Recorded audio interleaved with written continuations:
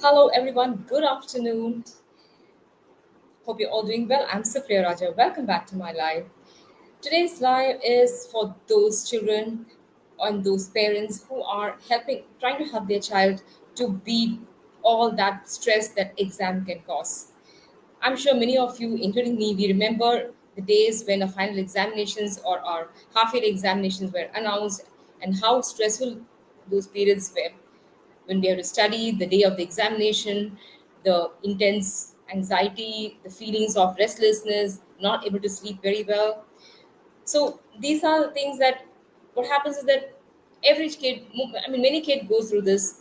And in this particular life, I would like to help parents and also kids to see that examination is just to check for understanding and not something to be really scared about, like as though examination is some kind of a booth or some ghost. So this life is to help children to overpower and overcome those unnecessary feelings of stress and unnecessary feelings of anxiety, because after all examination is just a checking for understanding, right? And so we'll proceed now. And before we proceed further, please don't forget to comment in the comment section as we proceed. What are your thoughts and your ideas and your perspectives and how you're helping your child to beat the exam stress? And also, if you have friends and families who have children who are going through this, don't forget to tag them as well. And do stay till the end because I'll be presenting 10 ways you can help, and the 10th way is going to be very important as well. So let's proceed.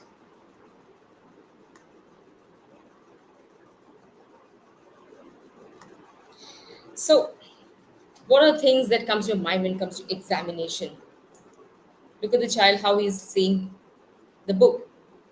The stress is so much that he's not able to concentrate, he's not able to understand what's going on. It's just overwhelming for that child.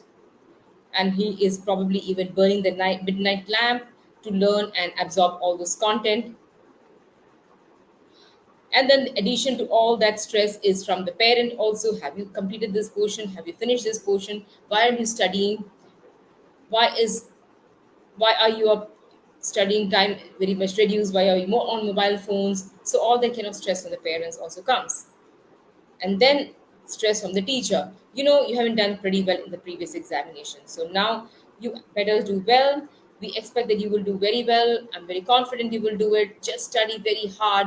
Whatever. All these over kind of push to the child, it causes too much more anxiety, so much more stress in the child's mind. It's not really going to help over an excessive motivation during examination.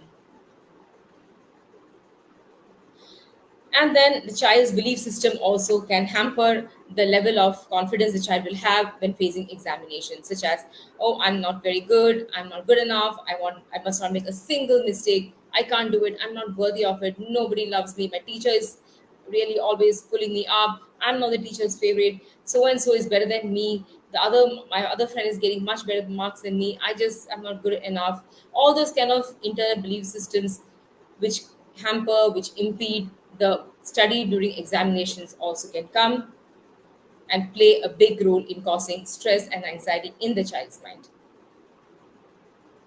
And then, of course, the comparisons. We all have gone through that, right? So when the teacher reads out our marks or the reads out our friend's marks, and the friend is getting much higher marks than us, and we are like, "Oh my God, the person has got much better mark than me. So he or she must be better than me." Or like, "Oh my goodness, why did he get? Why did I not get so much like that person? I also study very well. This teacher is very unfair." So all this kind of resentment, doubts, and anger can also play a lot of role in causing stress during examination. And then not able to complete portions, not able to understand. For in this case, so much of mathematics is there in the textbook, and the child is just not able to understand and compute all those math sums. Is adding a lot of stress in the child's mind because examination dates are nearing. The child hasn't finished the portions. The child doesn't understand a lot of concepts, and then there is pressure from the teacher, pressure from the parent. He or she is seeing his friends coming out with saying that I have finished this portion, I have finished that portion, and the child is like, I haven't finished so much. What do I do? So that also adds on to so much of pressure in the child's mind when it comes to examination. So, as a parent, how can you help your child in dealing with exam stress? Because I know most parents, including me, we have also gone through this entire pressure of getting our child to be studying on time, completing the portions, writing the test confidently. And sometimes it looks like it's not the child's examination, it's like our examination, because we are now sitting with the child, pushing the child, forcing the child to study. And the child is also like so much stressed out, and the child doesn't want to study. It's leading to a big battle during the study time. So let's see how we can lessen this load for the child and for us also as parents. So basically, here is to have the right mindset. So when you talk of right mindset, what do you understand? That is the child understanding that, okay, I have, this is my strength, this is my weakness, this is where I'm good at, so I can do it. I will be able to study this, or I'm already good in science. Just that I need a little more practice in maths. So I'm not scoring good in one subject, but I'm fairly able to understand another subject. So it's like I'm not running myself down. The child is not putting himself or herself down, but the child just understands that maybe in some subject the child needs more practice versus another subject. And also the parents also treating examination not like some big thing, but it's just a simple test. It's just a simple assessment. That's all. And then also the parent can help the child, lending a hand to shut out all those noises. The noises of he or she has scored much better marks in the other test, or my friend is doing well in has done well in the previous test. Oh, my friends have already finished those portions. I have not even started these portions. So a lot of noise there. Oh my God, I can't even understand what's in front of me. I'm just not able to comprehend what is there in this math sum, or I'm not memorize this history chapter. All those excess noises. Oh, I'm not good enough. I just can't do it. So the parent also can help the child shut out noises by telling the child, encouraging the child to just focus on the next step. Okay, there are so many portions. What we need to do first? Let's first today focus only on maths and then do this particular chapter, and let's not think of anything else. Or maybe we'll just focus on this particular chapter in science. Let's not think of anything else. Just focus on that one thing in front of us. So this way, the child is not cluttered with so much of thoughts. Instead, the child is able to completely let go of the other thoughts and just focus on one thing at a time.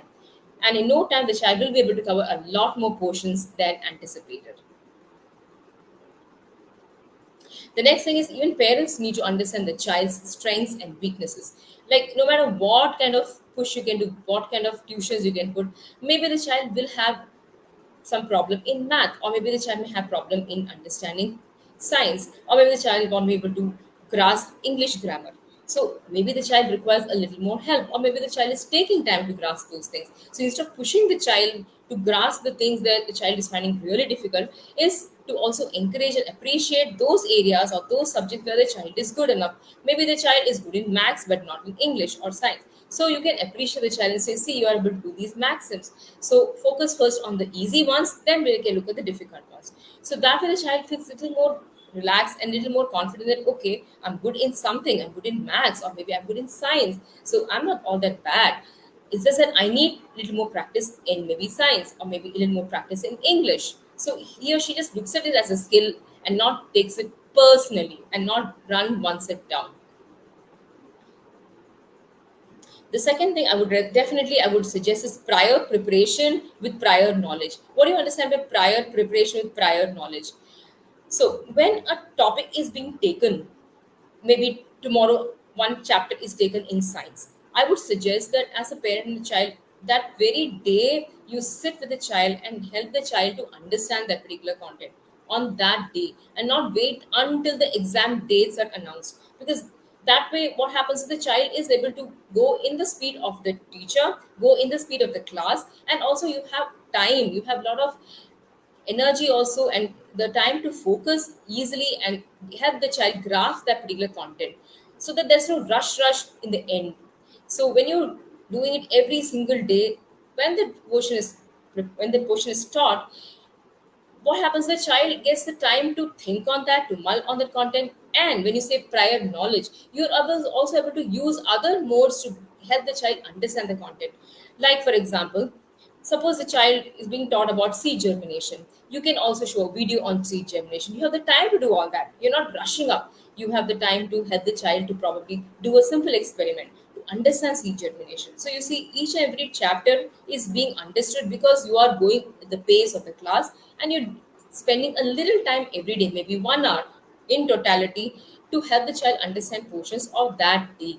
So this way the rush is not there, this way the pressure is not built up when an examination date is announced. And in fact, I can also say you that if a surprise test is announced in class, the child will still be always prepared. So it's important to have prior preparation, prior knowledge also.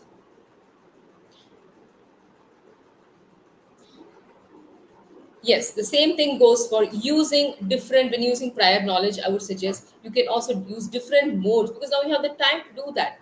You have time to experiment and see what is the best learning style of your child. You can record the entire content maybe in science and use it as an auditory learning for the child. So now the child will listen to the chapter and will be able to comprehend the chapter.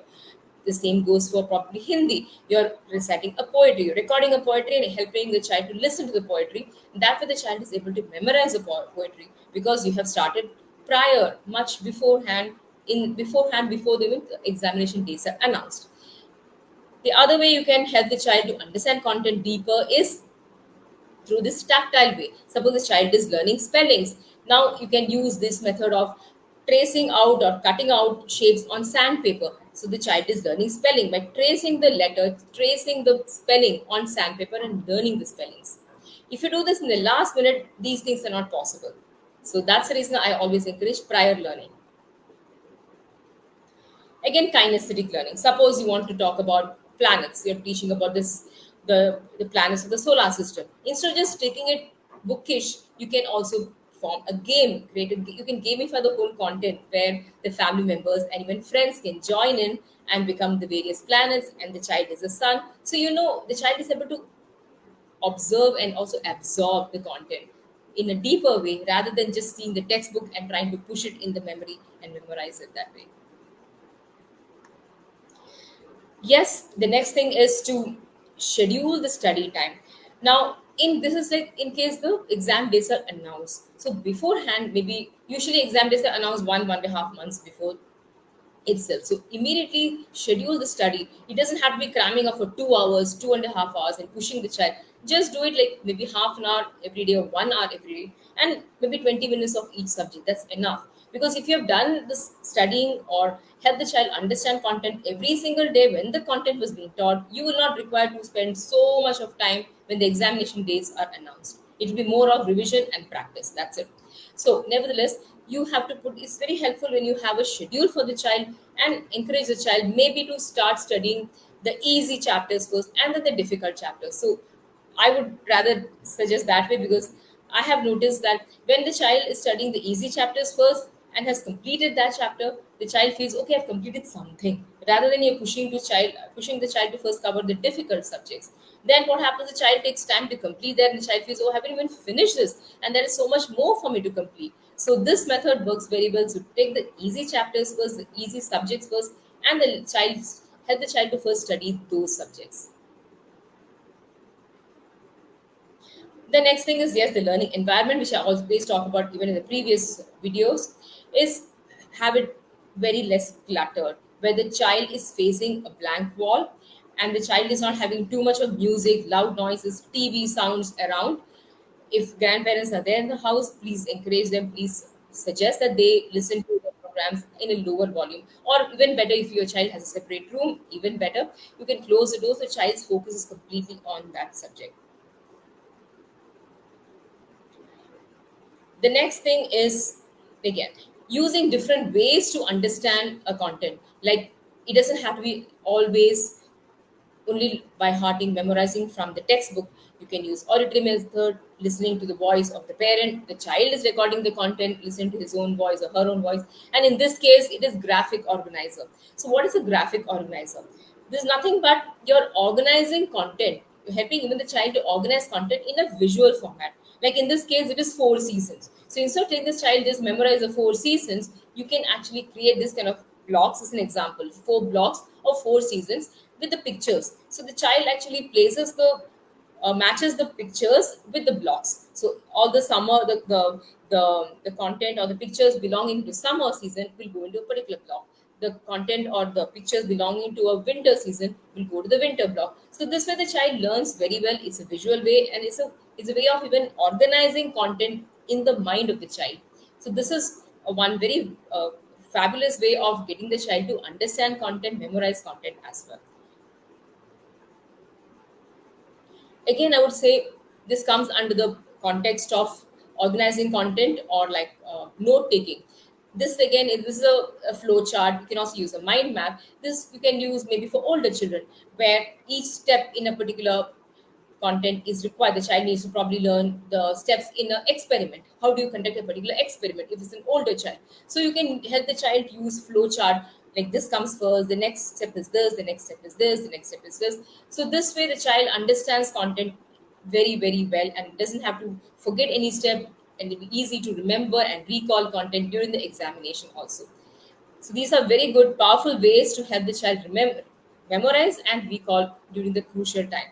This again another form of graphic organizer for the young child. This is like the life cycle of a plant. How this plant is germinating from we are putting the seeds. Then the next step, what happens is slowly shoots out small shoots, and then it grows and it becomes bigger, it has flowers, then the seeds fall out, and again the new plant comes. So it's a kind of a life cycle of a plant. Instead of just memorizing it, it is done in a pictorial way, and you can put either in the form of pictures here or in the form of text. What is happening, this step 1, step 2, step 3. The child will be able to remember this whole thing as an individual unit or as an image when the child is writing answers. It will be so much easy for the child to recall what has been learned.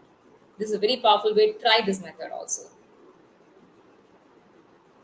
Then what I say is chunking down information.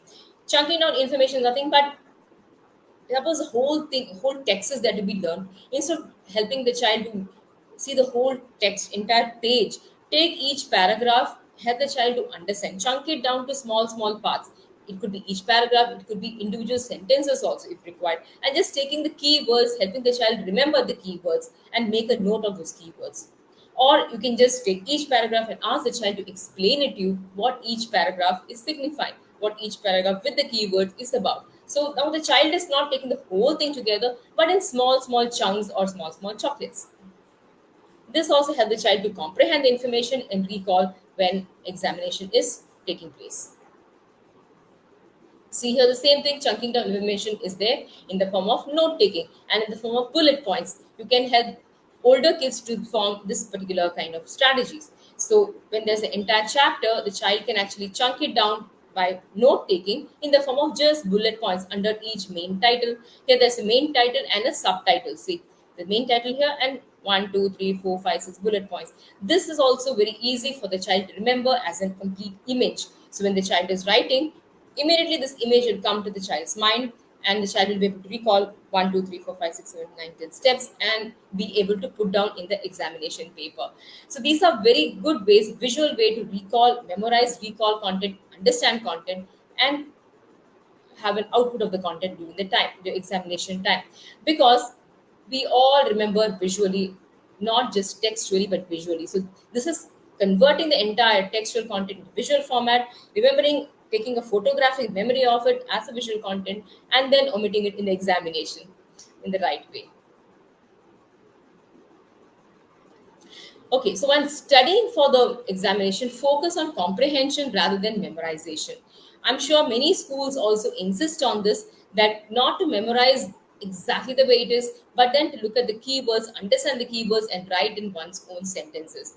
So that really makes sense when you understand, when the child understands comprehends the content and writes in his or her own sentence rather than just memorizing it and putting it across. Because examination is, like I said, it's checking for understanding. It should not be checking for ability to memorize alone, right? So this is important when you're helping the child to learn. So this way the child doesn't forget what is being learned once the examination is done. I'm sure many of you may relate to it, because I did this too. I would just memorize a lot of things, and when the examination was done, my mind was blank. So we don't want that to happen to the child. Instead, we want the child to understand it and understand it deeper even after the examination is completed.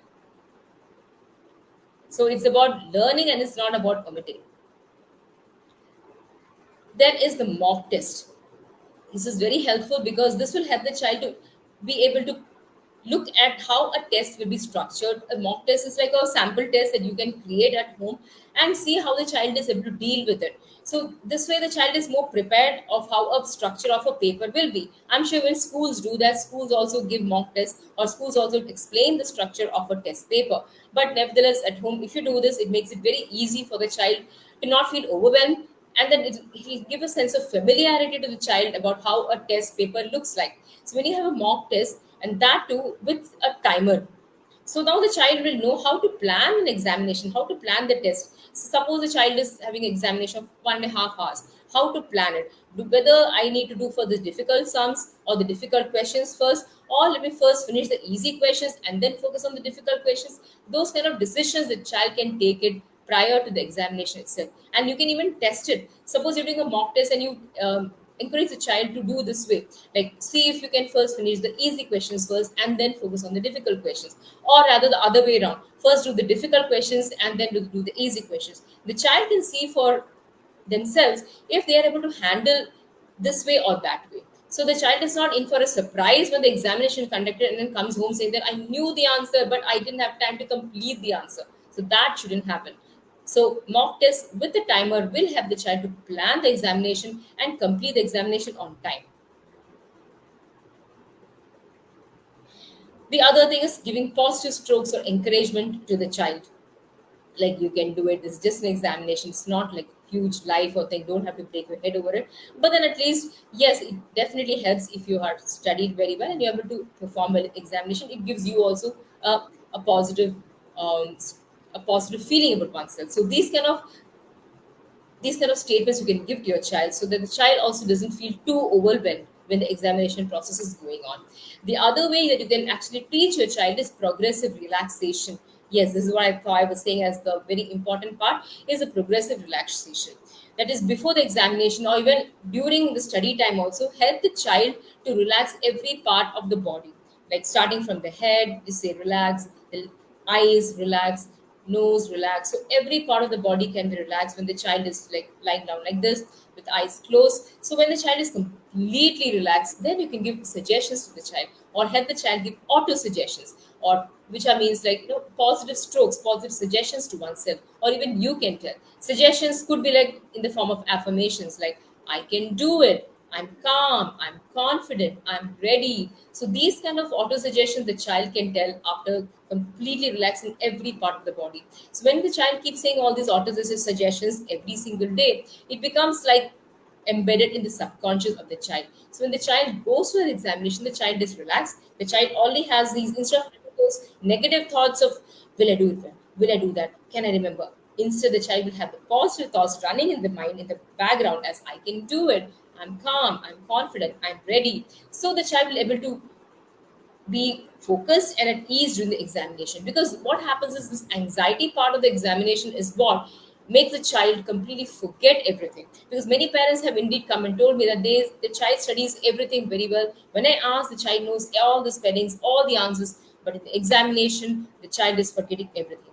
That is because of this over anxiety and over thoughts or negative thoughts coming at that crucial time that I can't remember. Oh, I don't know this answer. Oh, what will I do? Instead, this type of calming statements will help the child to remain calm, focused, and do the examination very well. So, before I proceed further, what I would like to suggest is that all these things work well if the child is able to read, write, spell pretty well. These are the fundamentals. The next is studying for the examination, the next comes preparing for the examination. But if the child's literacy skills is not in place, like for example the literacy skills will include the ability to read, the ability to spell, the ability to write correct sentences, which is called syntax, the ability to comprehend information, to understand information. Everything is a hard skill. These are all hard skills where the child will have to know if the child has to first of all learn or study anything. If these skills are not in place, it's no point, right? Because it's like a child up until grade 3 learns to read and write, but after the grade 3 the child will have to read to learn, which means be able to understand content, express content, be able to write in own words. Those things are very important. So if these basic skills are not in place, just studying and just omitting will not really be effective, because we just memorization omitting. It will not be understanding, comprehending, internalizing, and writing in own words, writing in own sentences. That will not happen. So these are important skills that has to be ingrained from early childhood onwards. Like I said, reading, spelling, comprehension, syntax, that is sentence construction, vocabulary, grammar, basic grammar, and written expression skills, basic written expression, at least oral expression skills, that the child is able to talk in English language. So the language skills have to be in place, the reading literacy skills have to be in place. If that's not done, the rest of it will just fall like a pack of cards. So how can you ensure, suppose the child's basics literacy skills itself is not in place, how can you simultaneously build the literacy skills along with helping the child study for examination? That is through two ways. That is, one is through structured way and other one is through unstructured way. Structured ways, helping the child build the basics, the fundamentals of literacy skills. That is, if the child is young, that is 5 years, 6 years, building phonemic awareness, understanding phonics, then slowly building up understanding beginning words, ending words, letter sound connection, joining the sound, blending the sounds to form words, then reading short words to read short then helping the child to blend and read phrases to longer sentences, then understanding sight words. These are all in a particular format, in the particular structure, and it is pretty in a way academic, but it is important for the child to build the language skills, build the literacy skills. Simultaneously, it's important that you also read every day, read to your child stories, or if the child is little older and able to read to an extent, enable the child to read storybooks every single day, because this is very important for the child to bring to build up the literacy skills, and also be able to do much better in schools examination also. The other ways, either you can help build the literacy skills, or you can send the child to a particular center like a remedial center, or where the child will be getting some kind of help to build the literacy skills. That is, if the skills are not in place. So the next thing is, building literacy skills is fine. Like, I'm going backward, right? I'm doing well in school, understanding school content, doing well in examination, but before that, having the skills in place, the literacy skills in place. But before having the literacy skills in place, there should be interest in reading and learning. If the basic interest is not there, the skills will, whatever is being built will not build up. Like, for example, if the child is able to read now today in grade 1 or grade 2, if the reading interest is not there, the interest to learn is not, the child will not build upon what is already built, right? It's always like what we call as scaffolding. Like, the basics, the next level should come, the next level of reading, the next level of learning must come. But if the interest is also not there, the child will not even think of trying to read or trying to learn. The child will be fully distracted in other things. So the first thing is inculcating interest in reading and learning. And how do we do that? Like I said, start reading to the child, start reading in a structured way and an unstructured way. But if you are like, okay, how can I go about it? I need a little more hand holding. I need a little more help in building interest and reading skills, literacy skills in the home front. How do I do that? Well, I do have a program specifically for you parents, which is a customized program to empower you to ignite the spark of learning and reading in the comfort of your home. And also, which is very easy and step by step to follow, and which will be time saving also, provided you are doing from an early age. Time saving because you are busy, you have your own business or you have your own job, so you don't have to spend so much time to help your child to build that interest and the skills of literacy skills or reading skills or writing skills. It can be done in a very short duration, spending maybe 5 to 10 minutes every single day. So what are the benefits? You will also feel as a parent confident to help your child. You will also get your child to comply easily. Now, if the child is interested in learning, the child is interested in, if you have built in those interests, the compliance ratio to study will come down. In the sense, the compliance will improve. The child will be able to listen to you better than any kind of resistance. So there will also be enhanced reading and writing skills. The child's ability to read is better. The child's ability to write quality text, quality sentences will be much better. And also, you can also in this process also address various other challenges that may come, such as the problem of attention during study hour. the problem of listening to you. I'm not in the mood to study, I'm not in the mood to read, all that will come down because you are building this interest. And also the ability to comprehend text will improve, so that because the child is able to read better, the child is having the interest to read better, the level of interest in studying also will improve, and you don't have to push your child so much to study during examination. You don't have to break your head, pull your hair to get your child to complete portions during examination and get all those anxious whether my child will do well in examination, whether my child will be able to score marks in examination. All that tension will come down. You'll be more at ease. You know that your child has the skills. You know that your child is using the right strategies. Your child will be able to do well in examination. So, yes, if you found this live as powerful and you want to connect with me more on how to help build reading interest and reading skills in your child from the comfort of your home, in spite of your busy schedule, connect with me for a one to one call. I will help you in giving more clarity on your questions and how the journey can be. So, I hope you like this live, and I would very encourage you, urge you to comment below as to what was your takeaways from this live, so that I will also be able to give more ideas on what further we can do in my next live. So until my next live, happy reading, happy parenting. Have a great day. Bye bye.